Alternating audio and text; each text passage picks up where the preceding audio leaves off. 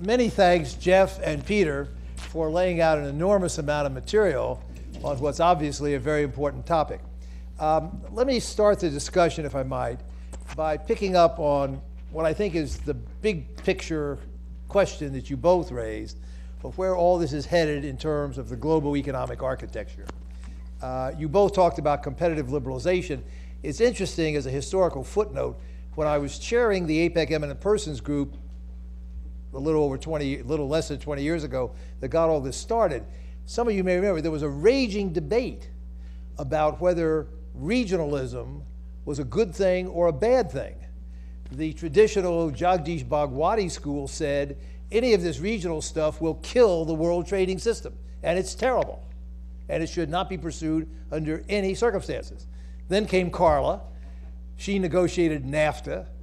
The Clinton administration started up the APEC stuff and a free trade area of the Americas, which didn't succeed, but carried the idea of mega regional agreements on the view that each would reinforce each other, as we called it in the Eminent Persons Group, ratcheting up the liberalization process. And that obviously has carried the day, and since then, the world trading system has moved forward via the regional, sub-regional, bilateral agreements. But here's the question for both of you at the present time. Being good welfare economists, I'm talking to Peter particularly, you have posited in your slides a kind of compelling logic that will bring together the Asia track and the Pacific track into an FTAAP with multiple gains for everybody, and even pursuing then a new global liberalization in the WTO. Well, can we be sure of that? Suppose the US government decides to hang tough, having negotiated TPP, and saying, we got these high standards, and we're not going to relax them. Indeed, the Congress wouldn't let us relax them because we've embedded all this in US law, and so having driven a hard deal with our TPP partners, how could we trim our sails, even for China or other countries that want to get in on the act? You know, how could we do that, even if we wanted, but we may not want? So might it develop that the two different templates, which you both point out, could in fact become new sources of competition and even conflict?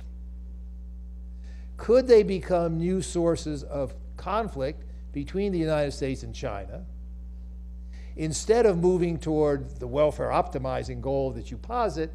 Rather, each kind of digs in, and the old fears about blocks being negative might have at least some credence.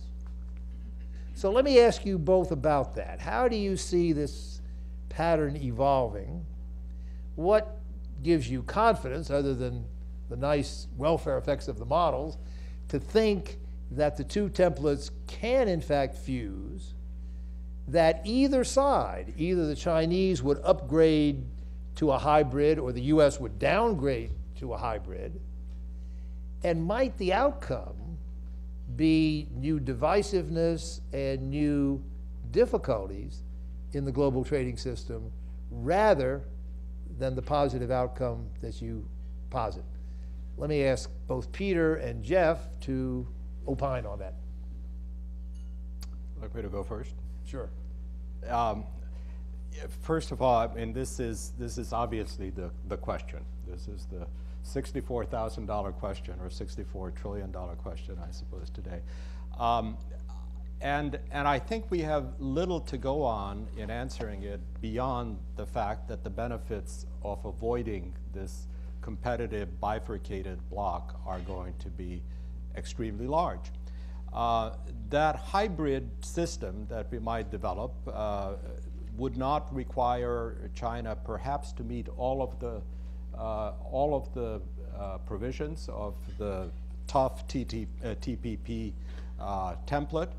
At the same time, probably China would not get all of the benefits that TPP partners will get. So one can imagine a world that develops in which TPP countries willing to sign up to the TPP, and increasingly, I think more countries will over time, because their economies are becoming more sophisticated. Reform is taking shape.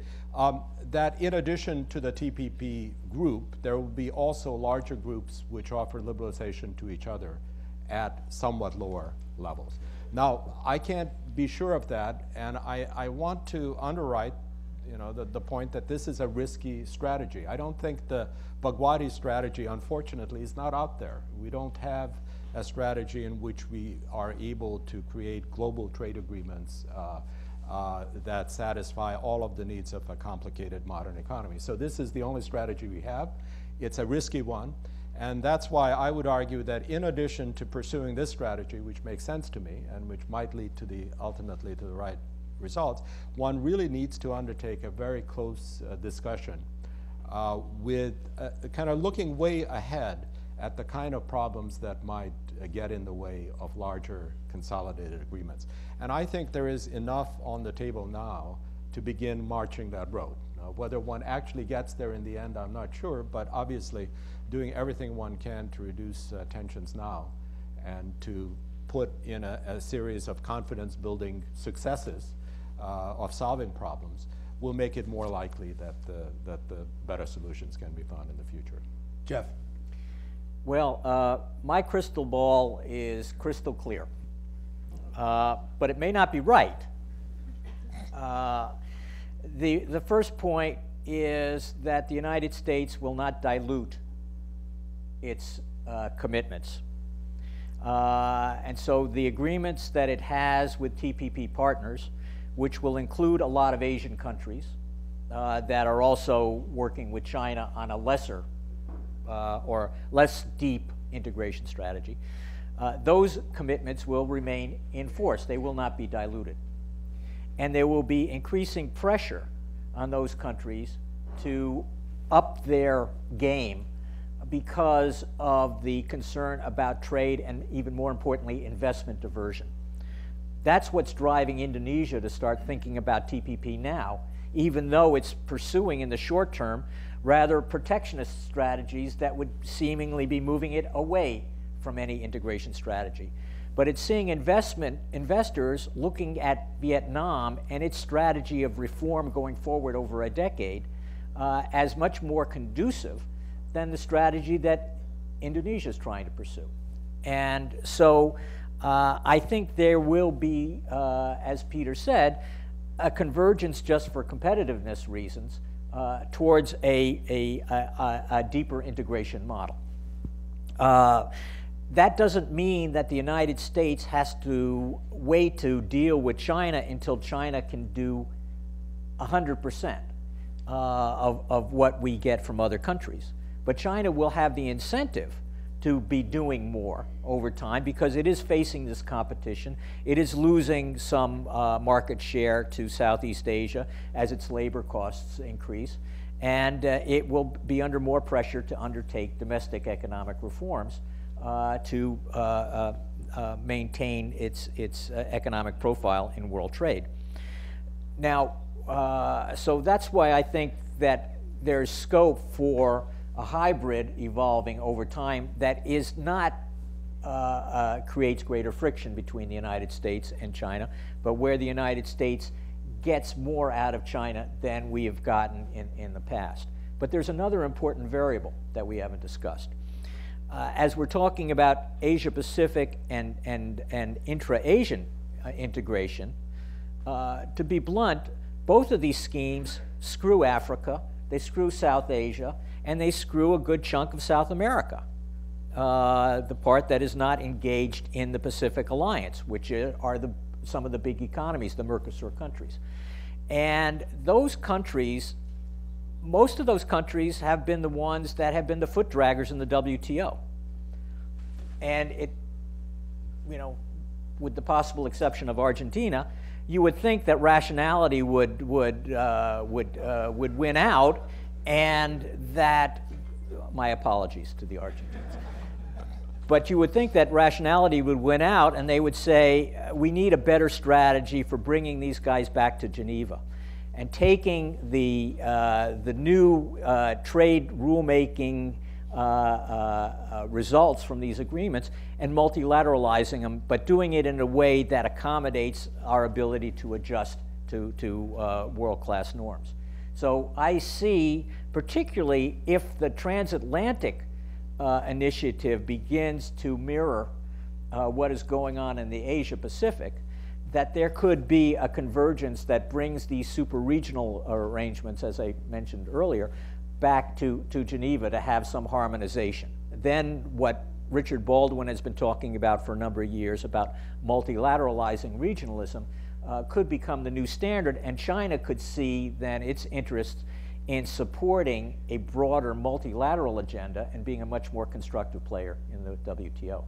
Okay, but based on what you've both said, let me just push one dimension of the question a little further. You both said in your remarks that you did not envisage TPP becoming the template for an FTAAP, or I presume a multilateral agreement, but you foresaw some kind of hybrid. Based on what you've said now, elaborating now, the competitive liberalization, the concern everybody has to up its game to improve its competitiveness, why not? Why would not TPP, at least to a large extent, become the model for the future? We may get a test early on if Japan does join. We'll see if it comes along. But why would it not be good strategy going in that rather than thinking ab initio, and Peter was implying that, consultation, third track, think about how you might, I infer, water down in order to bring China in at a later stage, why not kind of run the table in the way, Jeff, you were suggesting, other countries like Indonesia better up their game, meet the competition? Why not think in terms of TPP becoming the model, the template for a broader agreement, rather than kind of assume from the start that China's big, they weren't in at the outset, they won't sign, whereas economic pressures might push them the other way, as you said yourself. Okay, think of TPP as the Bogor goal, going out 10, 20 years. Indeed it is. Okay, that would be consistent with what you just argued. What we're talking about is what can be done over the next 10 or 15 years. So how do you move forward in incremental steps towards that deeper integration scenario? And I suspect that it's not going to be as simple as a traditional trade agreement. It's going to require a lot more impetus on the financial side, on development assistance, on capacity building support, much greater than we've done in the past. And as negotiators are beginning to put more emphasis on in current negotiations. So with that, I think you could be moving towards that TPP vision of integration, but looking at 2030 or beyond. Let me ask one technical question of Peter, and then I want to open it up. The cell in your matrix that surprised me the most was the absence of trade diversion effects on the U.S. from the RCEP. And I regard that as a problem. I wish there was trade diversion. Because if there's no trade diversion, there's not much impetus here to counter it with TPP and or other liberalization steps of our own. How do we get our Congress interested in doing things like TPP if they're not adversely affected by the competition of the RCEP? So I think your zero is unhelpful, but I want to ask you analytically. It might still be right, though. Well, I'm asking, it may be right. So I want to ask, but how come? Is it just because those agreements are so weak that they don't have any adverse effects that are noticeable? You said there were some offsetting benefits, but even so, the numbers would have to be pretty small. So why is it? Is it just that the RCEP is so inconsequential, but your positive numbers don't suggest that? That to me was a bit of a conundrum. The best that I can do in figuring out the effects, and I've been puzzled by them too, is that the U.S. does not compete that much with Asian economies, with the members of RCEP. Some exceptions, Japan is obviously a possible exception, and so is Korea. U.S. does not compete head-on with many of these economies for their markets. many of its exports to their markets are probably coming in more or less unimpeded because their components or their components into their own production processes. Those economies compete very head-on with each other, which is why you tend to see much more trade diversion when preferences are offered to a group, but not all. And so that is why the diversion effects may not be very large. Now, against that, however, you have very solid gains in terms of the productivity of the Asian economies, which will lower the prices of goods coming into the United States, which will lower the prices of their exports. So the productivity effects, which should be fairly large if reasonable liberalization takes place in Asia, will benefit all importing economies, including Europe, including the United States, and those will offset the relatively small amount of diversion. That's as best as I can understand it. I'm sorry that it's unhelpful to Congress, but hopefully the benefits will speak for themselves anyway. Okay, floor is open for questions. Please identify yourself, fire away, and we'll go from there. We've got traveling mic, I think, traveling mic, and standing mic in the back. First question right here.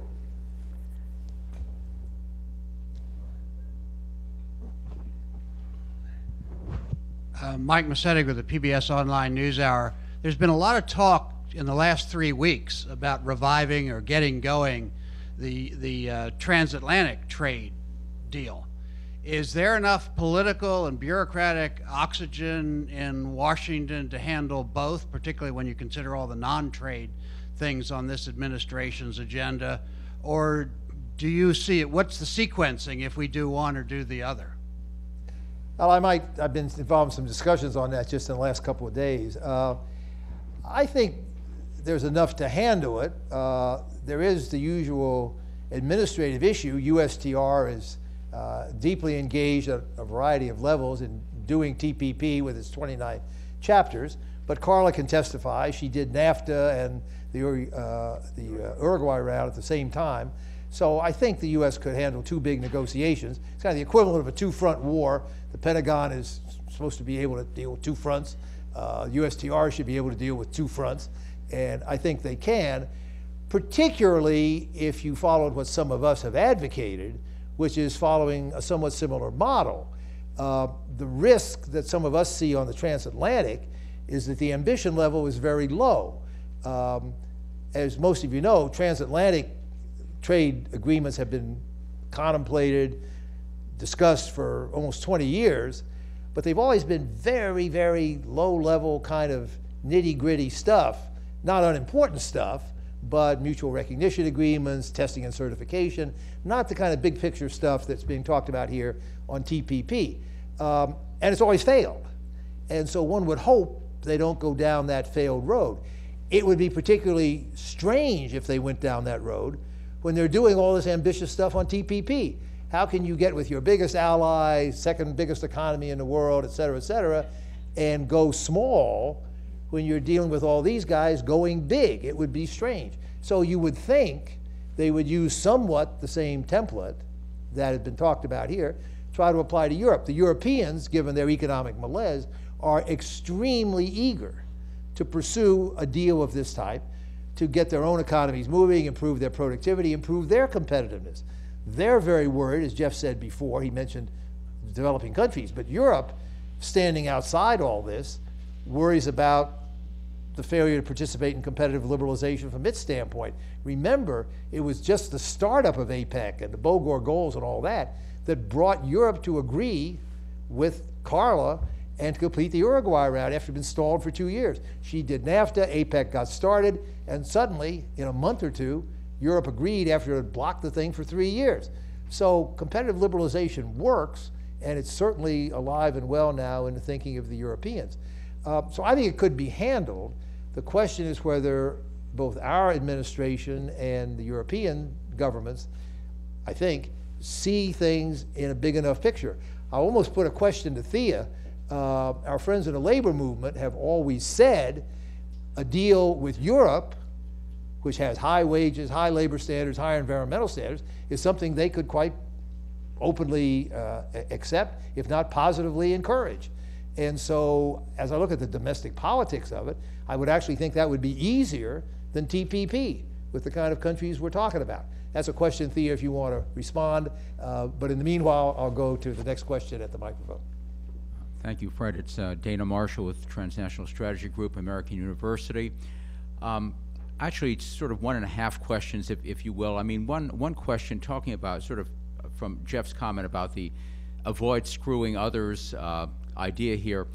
One small economy, but is looming very large and obviously punching way above its weight, is that of Burma, Myanmar. Presidential visit, all the attention, etc. Not in the TPP. Many also believe it's not ready for that. Yet the question is, should there be a conclusion? What does it do for all that trade and investment that these people are definitely wanting? Indeed, that could be the reason why they opened politically. Where does that leave them off, and what can they do about it? And the second question is, I wonder if I could ask the other speaker to elaborate a little bit about those job shifts, as you put it, from one sector to another. Could you give us a sense about sort of from what sectors to which sectors, and maybe a little elaboration of how you got the welfare benefits? Jeff, Burma? Well, the issue of Myanmar is one that is similar to several members of ASEAN who are not members of APEC. And indeed, there's an interest as intra-ASEAN integration proceeds, and as they move towards their ASEAN economic community, that it would not make sense to have some members of ASEAN moving forward in these integration arrangements and others left behind. And so I think the approach that the US government has taken most recently in establishing new initiatives with ASEAN to encourage the capacity building and to help support the intra-ASEAN integration, I think is very constructive. And you'll see the trade and investment from the United States increase through those channels. Peter, on the adjustment issue? The kind of key to realizing benefits from trade liberalization is that you shift your economy toward more productive sectors away from less productive sectors. In the case of the United States, under the TPP template, this would mean our ability to produce and globally sell a lot more services. So the kind of principal industry that would grow under the TPP template would be services, some sectors of manufacturing, but many sectors of manufacturing would become actually more import dependent, and some parts of agriculture would grow. But the key, and there was one chart which showed the sectoral effects, would be a substantial shift towards services in the economy. The productivity benefits would explain the gains, and they would occur both from these intersectoral shifts and also from shifts within each sector toward more productive firms. Thea, not that you needed time to prepare, but now you've had time to answer my question. Thank you, Fred. And I wouldn't leave a challenge from you on the table at any time, but certainly not in your last luncheon of your presiding. But in terms of the labor movement's views on the U.S.-European FTA versus the TPP, just to clarify, we don't have a position yet on the U.S.-EU FTA because it doesn't exist, and we don't take positions in advance. I think there's potential there. There's certainly because of some of the factors that you raised, but the high labor standards, the high sort of social integration, the environmental and labor groups and their roles. So there's a lot of interest, but I would say that at the outset of the TPP, we thought there was a lot of potential there as well, certainly as the first full trade agreement negotiated under the Obama administration. I think we've been a little bit disappointed in how it's played out, that there hasn't been more creativity, I guess I would say, on the part of our negotiators to do things a little bit different, and certainly in the labor and environment fronts and the investment front and the IPR fronts, that we thought there was a lot of potential that in the end it seems to us that has been a little bit disappointing. But whether the U.S. government has enough potential, enough capacity to negotiate the two at the same time. I see Barbara's left already, so I think she's gone off to take up that challenge. To just do it. Out there negotiating it, as Peter told her to. Sherry. Thank you so much. Thank you, Fred. It's always a pleasure to be here. And thank you, Jeff. Thanks, Peter. I have a question about services, which Please probably identify. isn't surprising. I'm sorry. Sherry Stevenson from the ICTSD, formerly OAS. Peter, services. In the model that you use and the results that you showed sectorally, the gain from services, liberalization in the ASEAN +6, the RCEP context was actually rather modest, while it was very large in the TPP.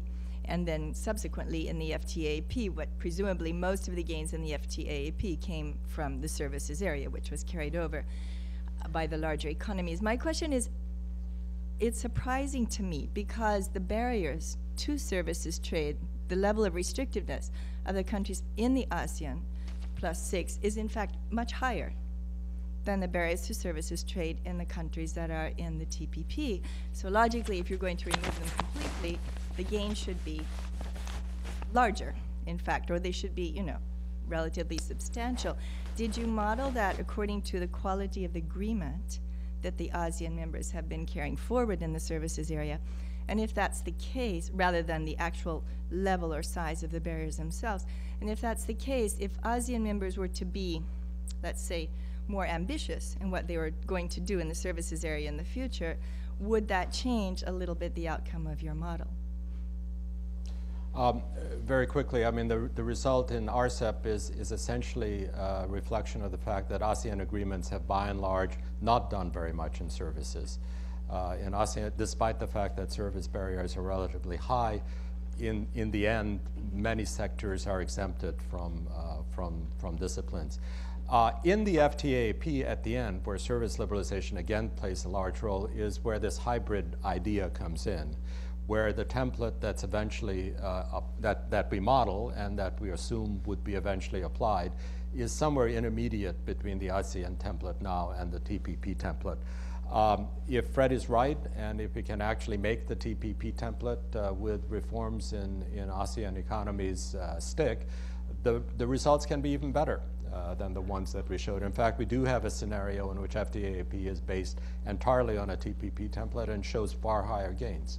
And precisely because services, investment, IPR are all treated much more aggressively.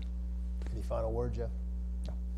We've reached our witching hour. Let me thank Jeff and his colleagues, Peter and his colleagues for two very important studies. Thank all of you for coming. This is a topic that I suspect Adam may want to revisit even more than I have as the negotiations go forward into the big centerpiece of the global trading system. Thanks to all of you for coming. Thanks for lots of other stuff over a long period of time. Meeting adjourned.